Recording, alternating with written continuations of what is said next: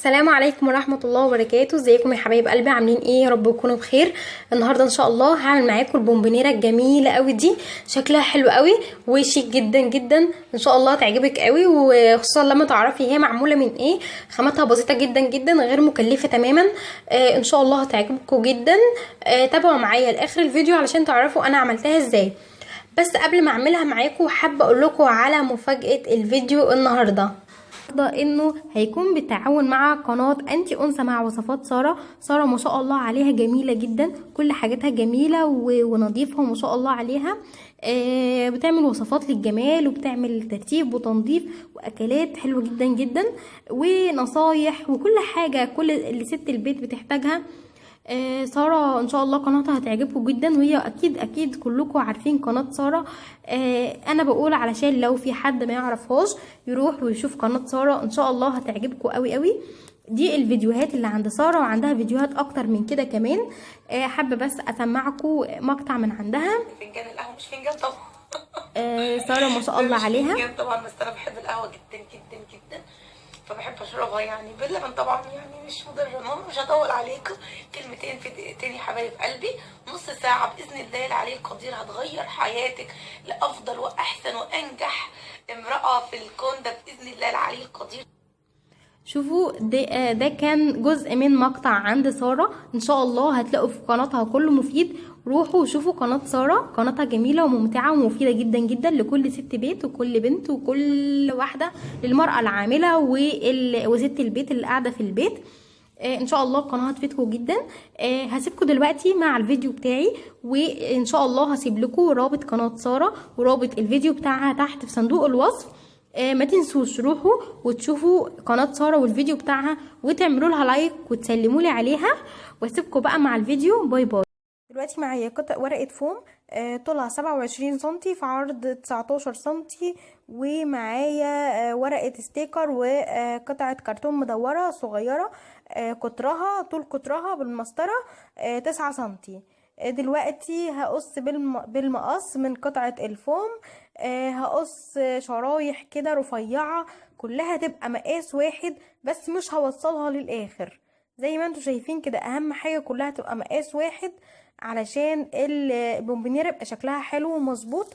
واللي مش هيعرف يقيس كله مقاس واحد يجيب المسطره ويحدد سنتي ونص مثلا، ويعملها خطوط ويمشي على الخطوط ويقص الشرايح دي. وطبعا ما تنسوش ما بنوصلش للاخر. دلوقتي هاخد اول واحده واثبتها عند تالت واحده بالشكل ده، الفها بالطريقه اللي انتوا شايفينها دي كده، الف كده، وبعد كده اثبت بقى كله جنب بعضيه بنفس الطريقه. احط نقطه شمع كده جنبها واثبت التانية جنبها بالطريقه دي، اثبت كله بنفس الطريقه كده. دلوقتي ثبته كله ما عدا اخر 3 بس. دلوقتي هثبت قطعه الكرتون على قطعه الاستيكر، وهقص الزياده منها، مش هتنيه عليها علشان اعرف اثبتها كويس في قطعه الفوم اللي عملتها دي. دلوقتي هحط عليها شمع على قطعة الكرتون دي، هحط شمع كده من الحروف، وهبدأ اثبتها في قطعة الفوم ده. احط شمع بالشكل ده واحطها على قطعة الفوم بالطريقة دي، والف قطعة الفوم عليها برضو بشمع، اثبتها كويس عشان دي هتبقى القاعدة بتاعة البونبونيرة. ثبت كده كله كويس ما عدا القطعة دي، هثبتها برضو في قطعة الفوم بالطريقة دي علشان تبقى البونبونيرة شكلها حلو، واثبتها برضو من فوق كده بالطريقة دي. دلوقتي هثبت اخر 3 دول، هحط شمع كده جنب اخر واحدة ثبتها والف واثبت واحط نقطة جنبها برضو واثبت التانية. باقي معايا اخر مكان جنبها هحط فيه نقطة شمع واثبت اخر واحدة بالطريقة دي، وبكده تكون البونبونيرة جاهزة معايا. دلوقتي هحضر العليقة بتاعتها. معايا قطعة فوم بالشكل ده، وممكن تحطوها تركبوها على طول كده، وممكن تعملوا الحركة اللي انا هعملها دي، حركة بسيطة. اللي يحب حاجة يعملها براحتكم، بس اهم حاجة خلوا بالكم من الشمع، علشان الشمع في الخطوة دي ممكن يلسعكوا جامد قوي ويعمل حروق وحشة يعني لو ما خدتيش بالك. وهثبتها بالشكل ده، هاتني الحروف. دلوقتي خلصتها اهو. خلوا بالكم زي ما قلت من الشمع يا جماعة اهم حاجة. دلوقتي هثبت بقى بالشمع كده، هثبت في جنب البونبونيرة من جوه كده، وهثبت الجزء التاني في الناحية المقابلة ليه كده. ثبتها اهو. معايا كمان لولي هثبته على على العلقة كده. هحط نقطة شمع واحط فيها واحدة لولي هي كده. هثبتها بالطريقة دي بشكل متباعد يعني. طبعا الزينة والحاجات دي براحتك، الحاجة اللي تحبيها زيني بيها، اللي موجود في بيتك زيني بيها، تطلع حلوة والله.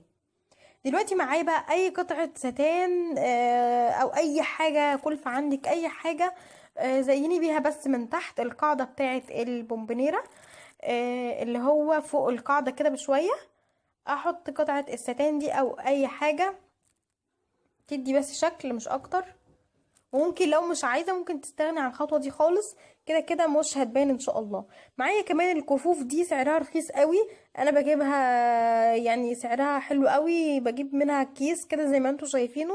الكيس ده كان ب2 جنيه، وكمان انا مستخدمه منه قبل كده كتير. دلوقتي هوزعه كده بالشكل ده. يا حبايب قلبي شكل البومبونيرة بعد ما خلصتها ان شاء الله تعجبكم جدا جدا، غير مكلفة تماما، ما كلفتش معايا 2 جنيه او 3 جنيه. بسيطة قوي ان شاء الله، هتعجبكم جدا لو جربتوها. وما تنسوش بقى تقولوا لي رأيكم فيها في التعليقات، تعليقاتكم بتفرحني جدا. وما تنسوش كمان تروحوا الفيديو بتاع سارة وتشوفوه وسلموا لي عليها جدا. وكمان لو عجبكم الفيديو بتاعي ما تنسوش تعملوا لي لايك للفيديو وتعملوا اشتراك للقناة عشان يوصلكم كل جديد ان شاء الله هنزله. واشوفكم في فيديو جديد. باي باي.